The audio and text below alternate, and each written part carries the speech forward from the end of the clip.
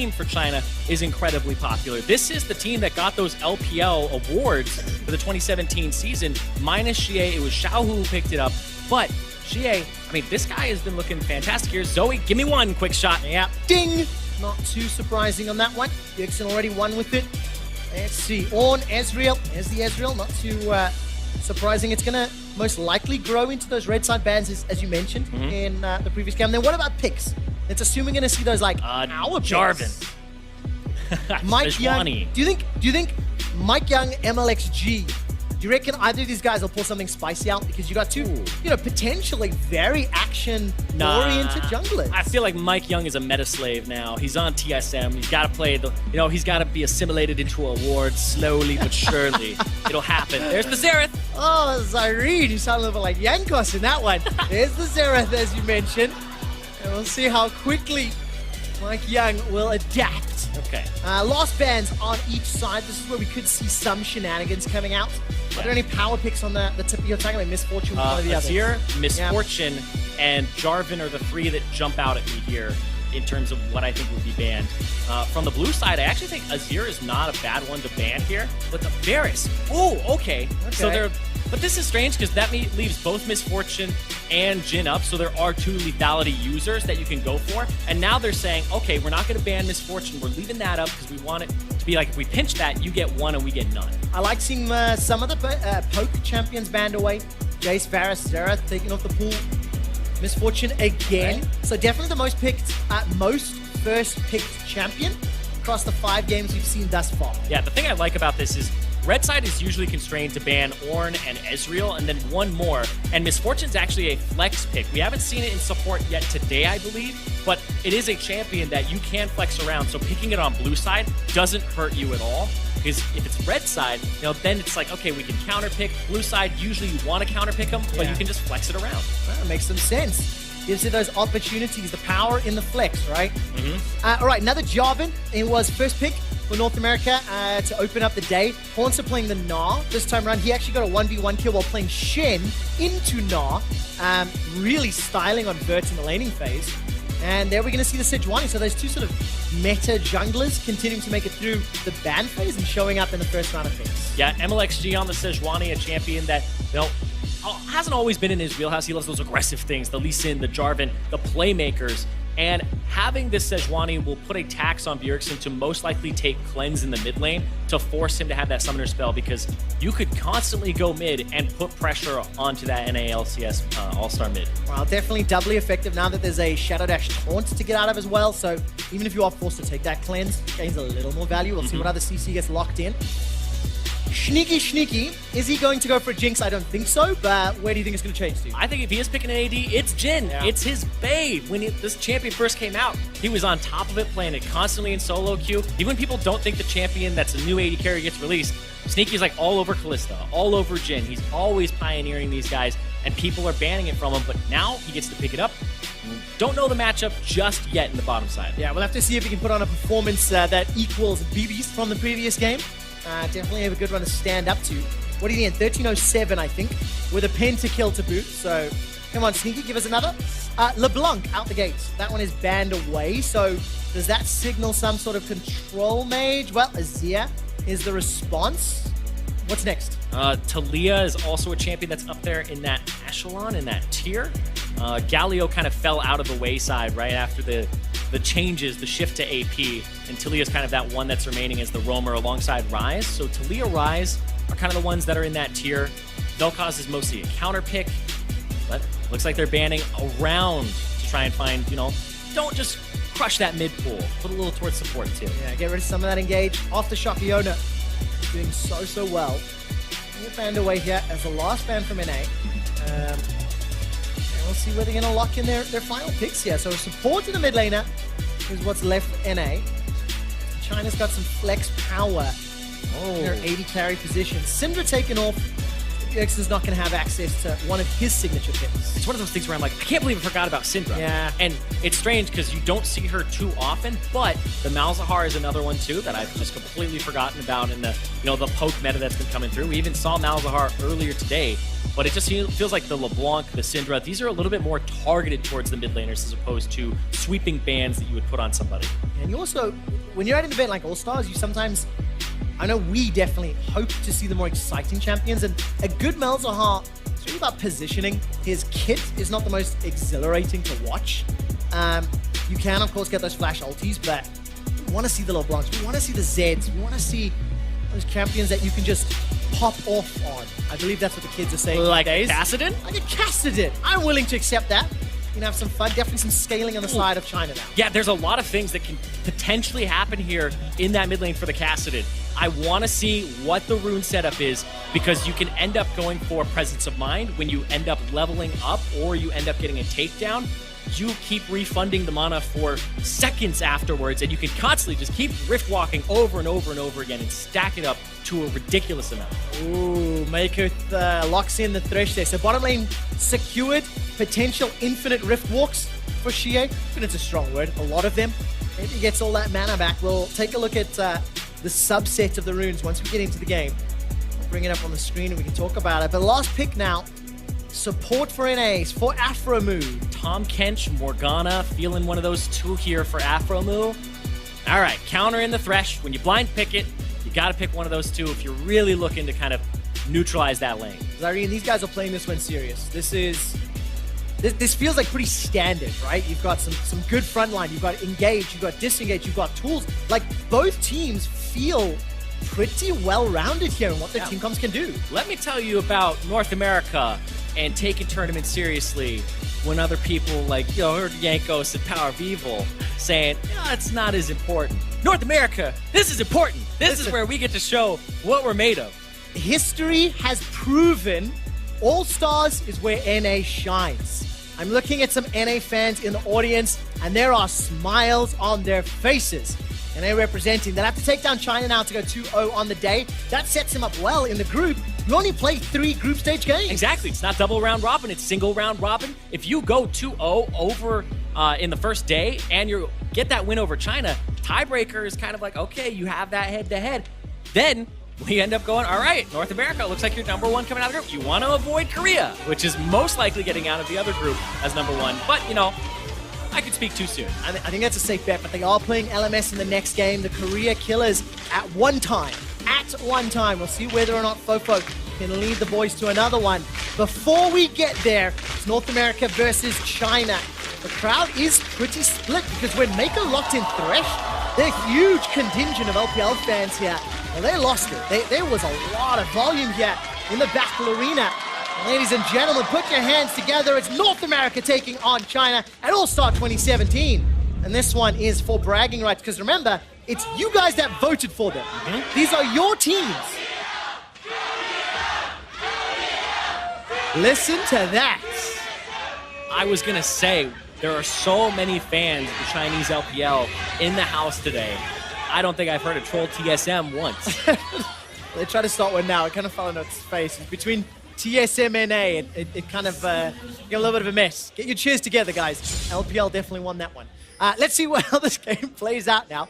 I didn't actually catch the keystones. Let me take a look at the rest of these. It doesn't look like anything super surprising yet. Hold the phone. Is that an unsealed spellbook on Bjergsen's Malzahar? This seems to be the one that people go for on the Malzahar, but I love Unsealed Spellbook. The start of the heal here for the laning phase, and it's interesting because he doesn't feel like he's going to have like kill pressure on him for like an Ignite or an Exhaust or anything like that. This is survivability on ganks, and this allows him to, if he gets bullied enough, he can swap it to Cleanse for the Sejuani, and then if he feels like he needs to split push, he can match with the teleport later, and it gives him a lower flash cooldown. Dude, that is the tax break that we were talking about from NA. Aww. The Unsealed Spellbook gets you out of the cleanse tax you were talking about in Picks and Bans. Oh, man. A little on the nose? Like, yes. Political humor doesn't work in the room, I'm afraid. It gets me all down, though, you know. Sorry. They're topically relevant, but anyway. Bjergsen, though, with that, and that thing is, I want to see what he ends up doing with it later, because a lot of people have been taking it mostly because of the fact that you're not going to be swapping those summoner spells like viciously throughout the game. You're just going to do it once or twice, and it's mostly for the 25% cooldown reduction on the summoner spell. More flash ulties, get in there every 3.5 minutes. We'll keep an eye on how that plays out. Of course, Bjergsen starts with that flash heal. We'll keep an eye on character portrait, make sure we can try to keep an eye on that. Once he hits 2 minutes, he's got that shard. Now James will get another shard at 8 minutes. And of course, having the ability to flash on a significantly lower cooldown, that's one of the biggest perks. I mean, that goes back to the survivability point you made. You can flash away from ganks more frequently as well as adapt that secondary. 957 is styling on Haunter, but as Haunter's about to Mega Gnar, 957 realizes he needs to back away. Yeah, it's Plays that one safe. that level 2 first, and Haunter just played the other side of the matchup earlier. Sneaky hook. Follow up though, here's the power of Tahm Kench. Exactly what you want to use that champion for. Yeah, and the fact that he has Guardian as well makes it so that he's faster and he gives the shield over. But look at this, Mike Young ganking the bottom lane. Well, definitely not role-playing award yet. Flag and drag, but defensive flash from Mako means he's able to escape safely. It still counts. That's going to be an easier target if Mako ever gets caught by that Deadly Flourish. Yeah, and it's more of the aggressive lane on the side of China, but NA... Oh, hold on, though. I don't know if they saw MLXG here. It does look like a ping came down. Look for that stun. Not going to really follow it up just yet. Needs a couple extra tags. There was some support from Mike Young to back up or anything like that. Yep, there's the aggressive lane. Oh, the Flay not going to find its target. You can feel the tension building up in this lane. One misstep could cost first blood. Yeah, Sneaky there actually just got a biscuit delivery, and then so he popped that and a potion, so you see he's ticking up quite quickly. He'll be near full health again, but he took the boots and 4 pots at the start because he knew the lane was going to be a bit oppressive if he got hooked. Very, very cheeky play. Just get rid of that blast cone. Remove any surprises, or potential for surprises. Good play. The Devour comes down from Afro, and he goes out. Death Sentence finds himself a catfish. But Afromu with Flash, with Exhaust, and the fact that Uzi was low, not a kill threat yet. Yeah, I actually believe that the Guardian from Afromu gave Sneaky a shield inside him, so the Ignite ticking down actually wasn't as effective because he was shielded inside the belly of the Tahm Kench.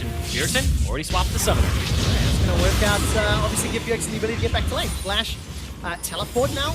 Summoner spell choice, he'll get his next shard optimization, or shard alternation would be a better word, at 8 minutes. So get that TP off cooldown again and decide where he goes next with it. Unfortunately, we can't break down any of the other runes. Don't have access to that information on the caster desk, so we'll take a look in the post-match.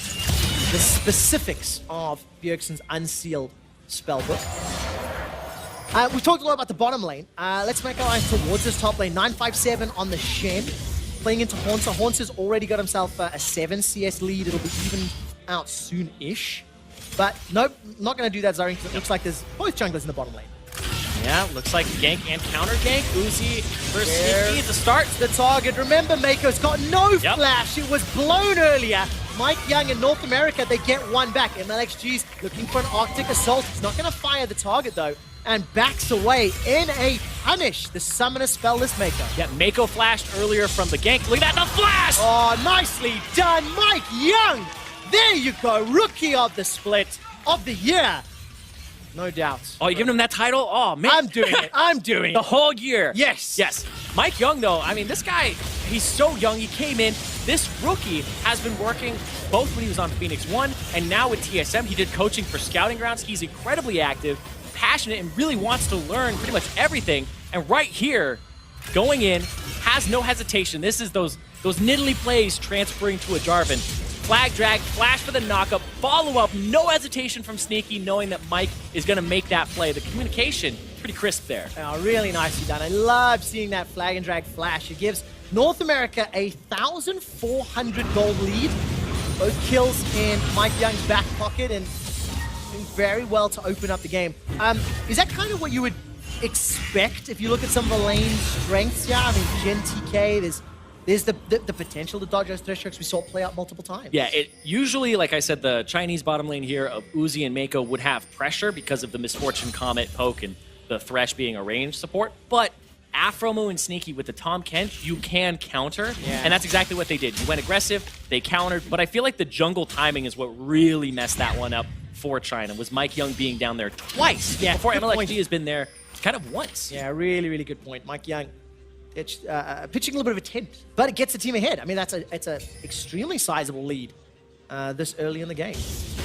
Serrated Dirk, picked up by Sneaky, got himself that biscuit delivery to go with the refillable potion. Equalized by Uzi on the other side.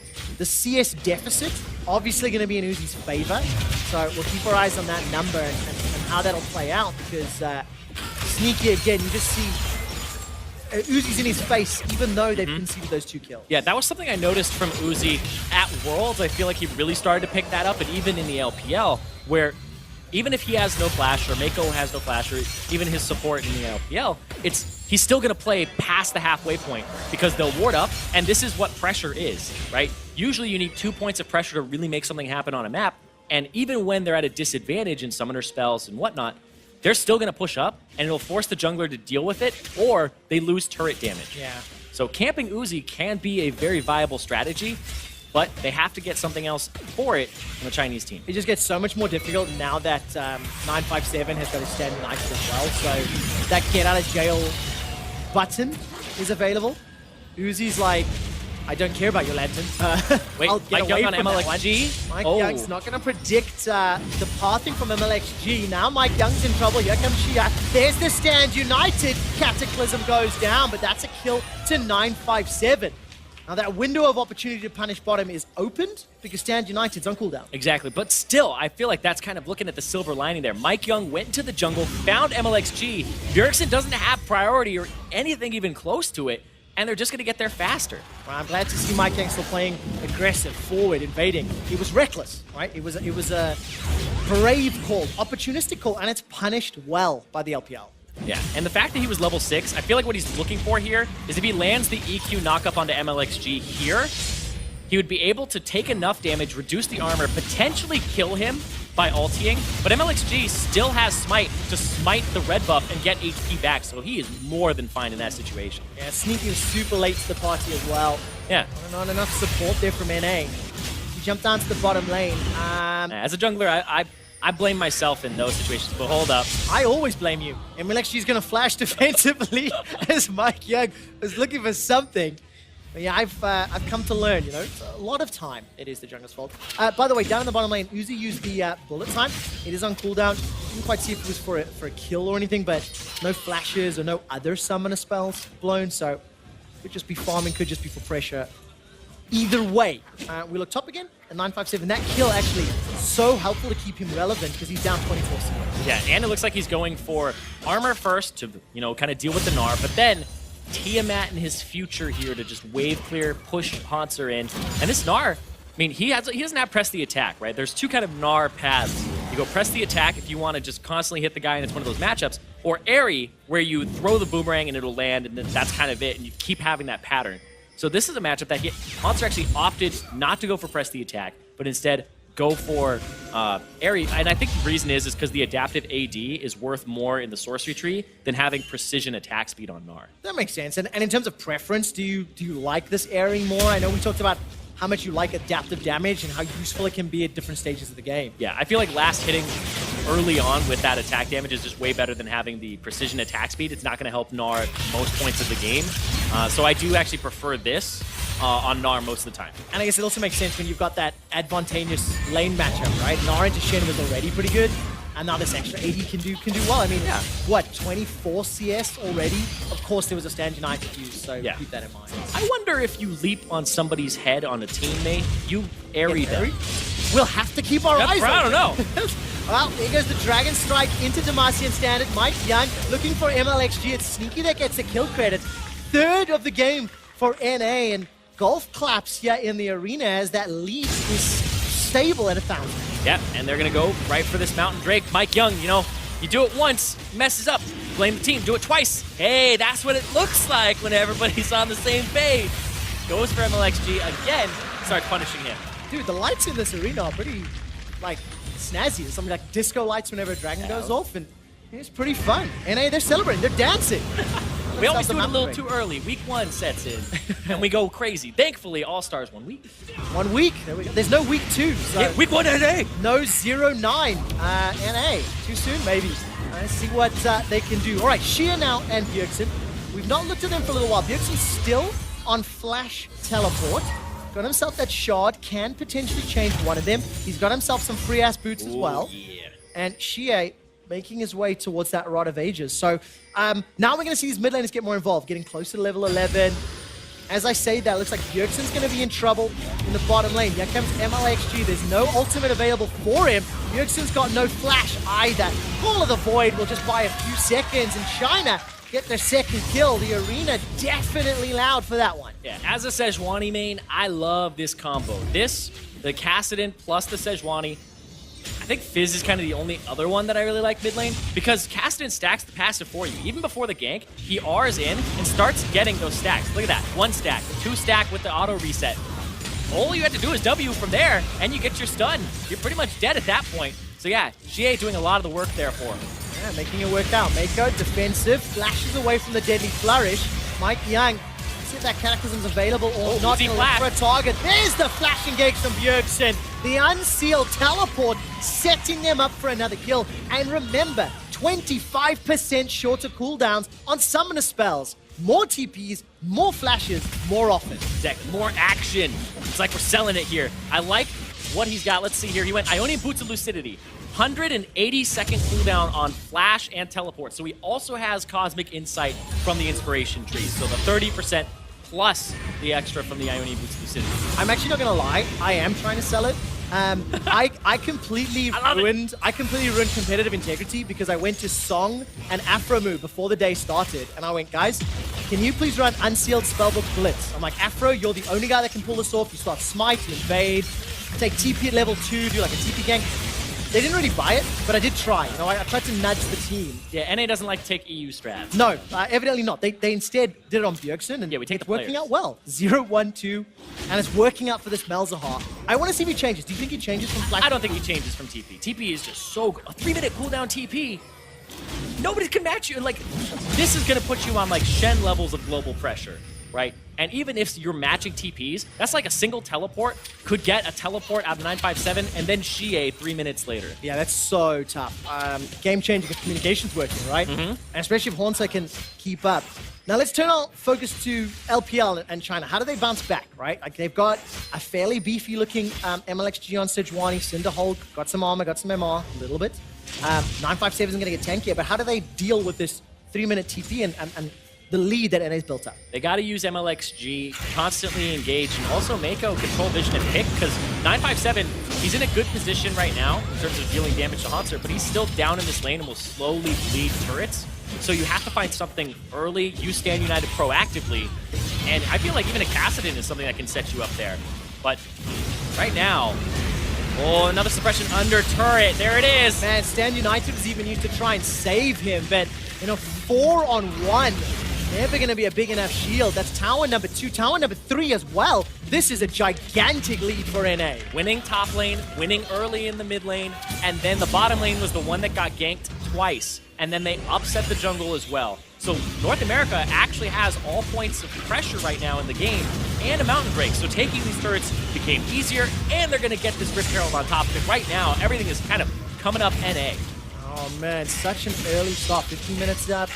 Rift Herald as well. Double teleports in an open map to play, and this just looked really easy. I will answer your question from earlier with a non-macro way that they can handle this. QSS would be a fantastic way to deal with this. I saw Xie had a kind of a no magic mantle, and then he changed it over to Merc Treads as opposed to going for a QSS early. But we saw like a QSS second item from Bjergsen in a matchup of Zoe versus Malzahar earlier today, and it just looks like pushing it off because you want the Rod of Ages to stack up, and they ended up going for boots over having the QSS there. So A little bit greedy maybe, or aggressive. yeah, it's one of those things where when you have the QSS, you feel like it's not doing much for you. After you get it, you're just like, this just doesn't feel great either.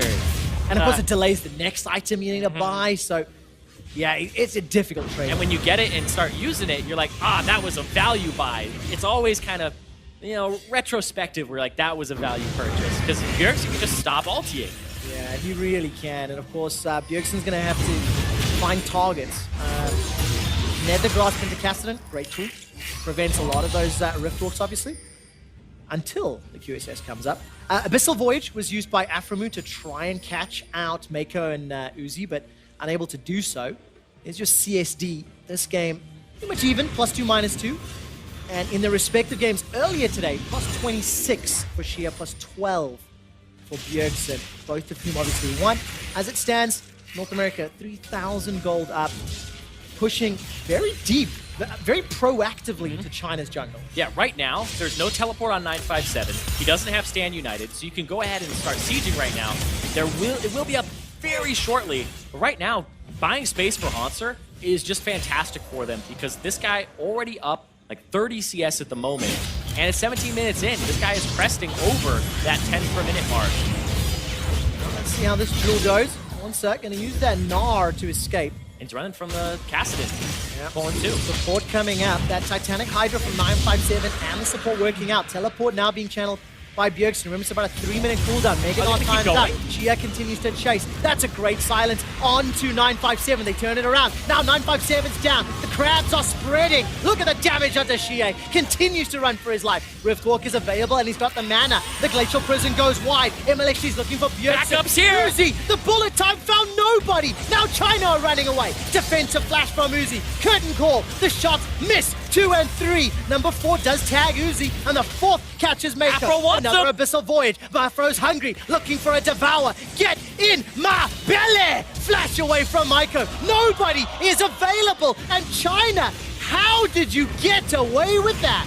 2 for 1, and they end up pushing them back. Here we go, though. Here's the Rift Herald to try and get this top tier 2 turret. Man, it felt like China were chasing the loss. They threw everything at those kills, and yes, they lost 2, and they didn't lose more, but North America, they get the tower, and they really ran down LPL. Yeah, right here, Xie goes in, dumps damage onto Hauntzer there. He even used the Q, so Bjergsen's free to use his Q. It stops channels, but they gotta get the shield off of Bjergsen first. He just ulties 957. He's down, and then they went a little too aggro here. Hauntzer able to leap away, and then Bjergsen has to flash. Uzi has to cancel the ulti. They have to run for the hills here.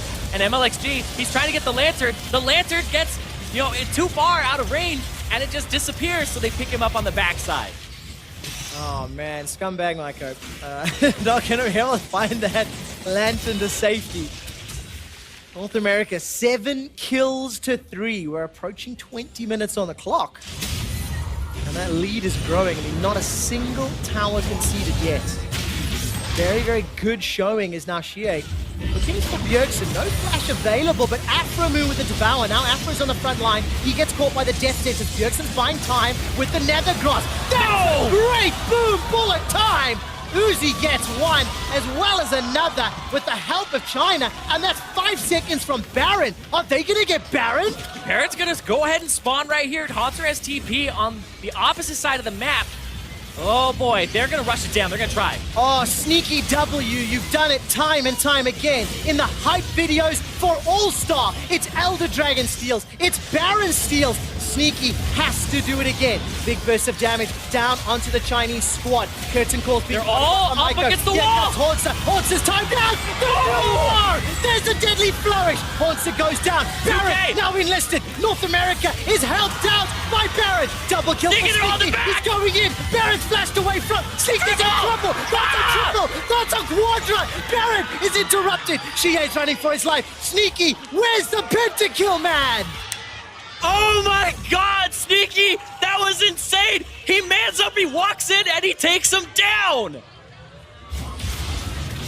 I love All-Stars. What a crazy turn of events. Now North America's Irene, they're jumping onto the Baron, and it's up to China to interrupt it. Xie's running low on mana, and I don't think he can do this. Oh, they're just going to be able to pick it up here with Mike Young's smite. He backs up, and it's Sneaky with the Baron. This guy, he talked about All-Stars 2014. That's when we took teams in, and then you had a fan vote, but you couldn't, I don't believe, vote for people who were already going based on their performance. It was Cloud9. And he has not been voted into an All-Star. This is his first time. He's making the fans proud. Hauntzer with the setup. Yeah, what a great night. I think that was, 3 stuns into the wall, it looked like. This is that champion that I was talking about for him.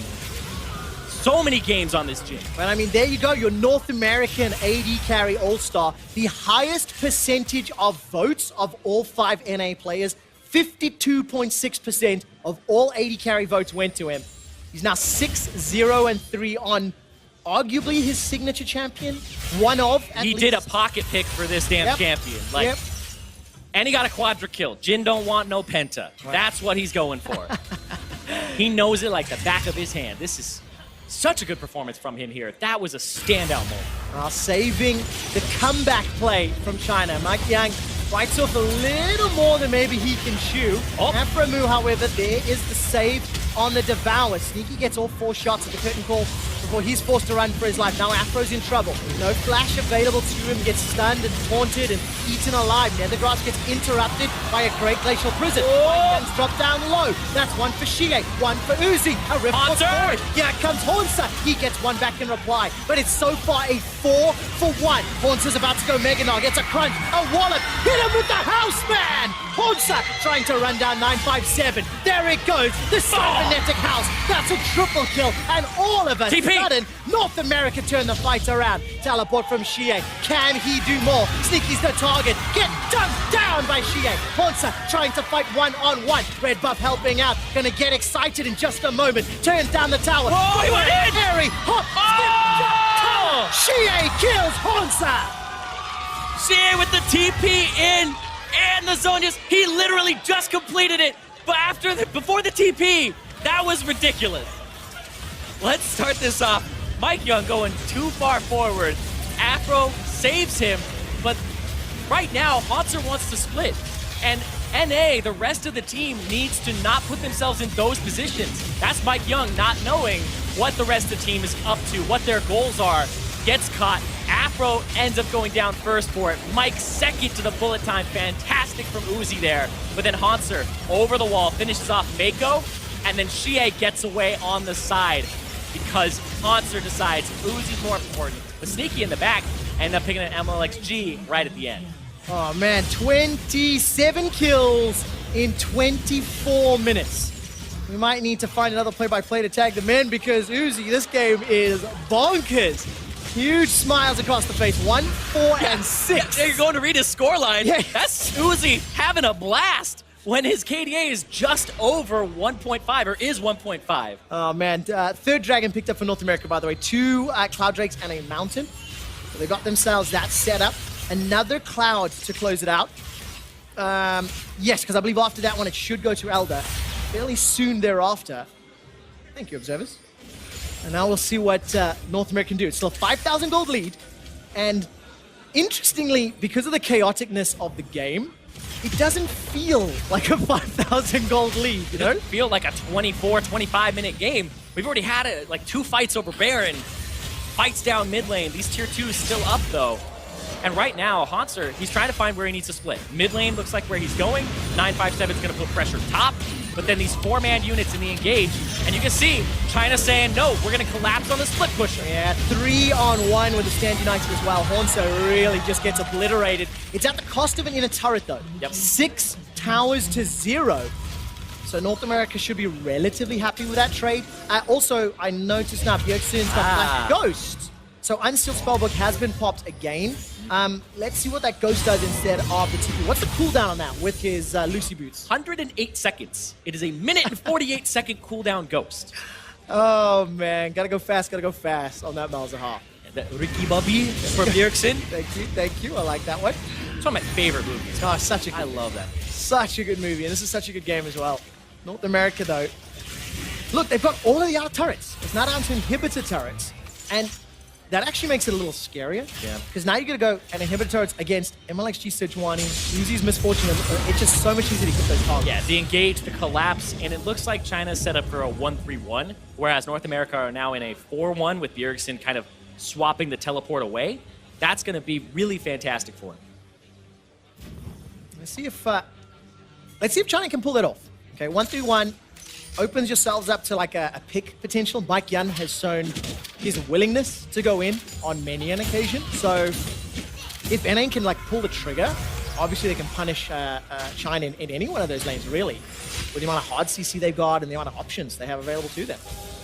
And Baron in a minute and a half, we're looking for that hard engage here. And we saw China, they aren't messing around when it comes to split push. No. They're saying, all right, Hauntzer, you're in a side lane. Boom, pick. Jie's on top of him. You have the Sejuani joining him as well for MLXG. So Hauntzer has to be careful. And he also can't let it get to his head. They need to ward properly for him, which you see they're getting this side of the map away from, on the opposite side of Baron, ready for him. You gotta give a lot of credit to Hauntzer in his team fights, though. Like, such great performances, such great setup to allow Sneaky to bring it in home. I'm looking at some of the itemization as these bigger team fights are going to break. And I mean, Righteous Glory for MLXG, Locket picked up for Mike Young, Randian's Omen for 957. So some of those really big ticket tanky items are in there, and survivability. I think the Righteous Glory Sejuani engages could be the way that China can try to close that gold gap. Could be the way that they can look to catch out someone on North America. Yeah, it always kind of sucks, though, when you're up against a Malzahar with his passive, and then you also have this Tahm Kench. So you're really looking at the Tahm Kench before he gets like a QSS to try and engage on him, but it doesn't feel great. It's really hard to pick somebody here. You have to kind of go for a full team engage. Well, that's what we're going to have in just a moment. Bjergsen's trying to play the bait, or at least pull the minion wave. Yeah. Deny any of that tower damage. It's also so that the LPL can't push mid and go into the Baron pit. First tower of the game picked up for China.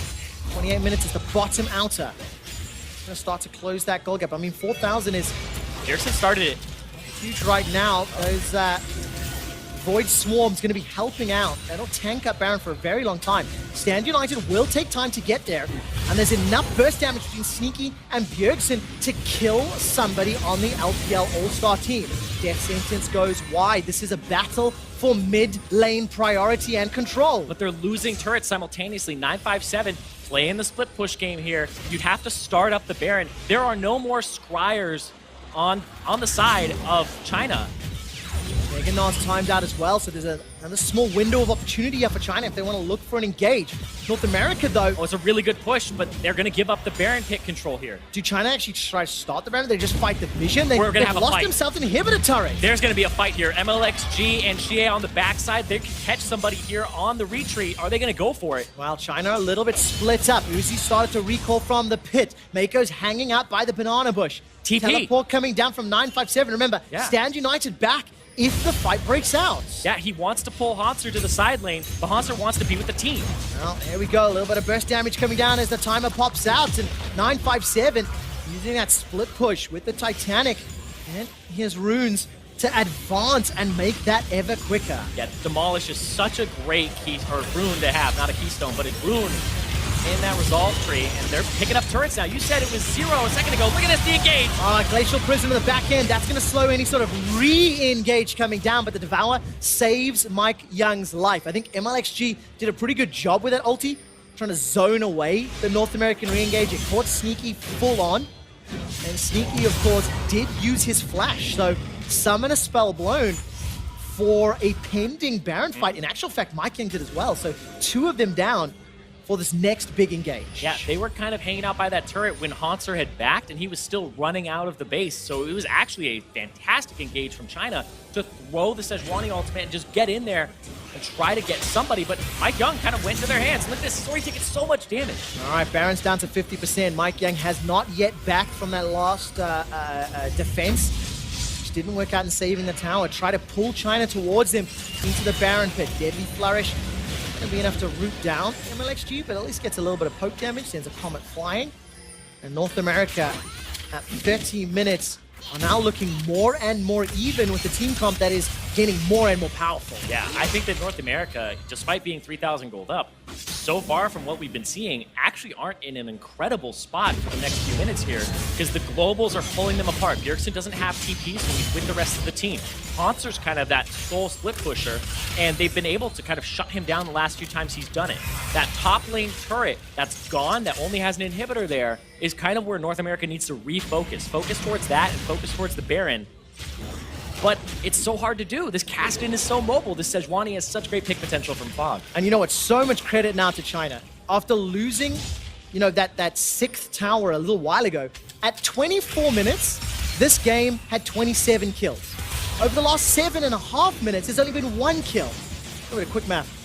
And I think a lot of that has to do with China, like playing very defensive. They backed off a lot. Yes, they did lose that inhibitor turret in that trade scenario, but it was around Baron pressure, vision. They got 2 towers on the bottom. They then responded with a tower mid. So it feels like that macro game or that map game has leveled up a little bit as China got pushed all the way back to their base. Yeah, they seem to be kind of on the, not the back foot, I would say, for North America, but they're struggling to find how they lean into this to gain an advantage from here. It's been kind of a stagnated state of the game where they can't push forward. And like I said, it's on Hauntzer, but the last 2 times he's been splitting, his team got caught in the jungle, and then the other time they went after him and killed him. So they've shut down the split push enough, and China's showing, you just can't do this against us. But you got to kind of keep at it. It's the team comp win condition for now. Okay, so Baron is up. Zyrene, there's a Cloud Drake on the way, alive rather. And of course, next one is Elder. A 4-dragon Elder, despite 3 of them being Cloud, is still going to be powerful for North America.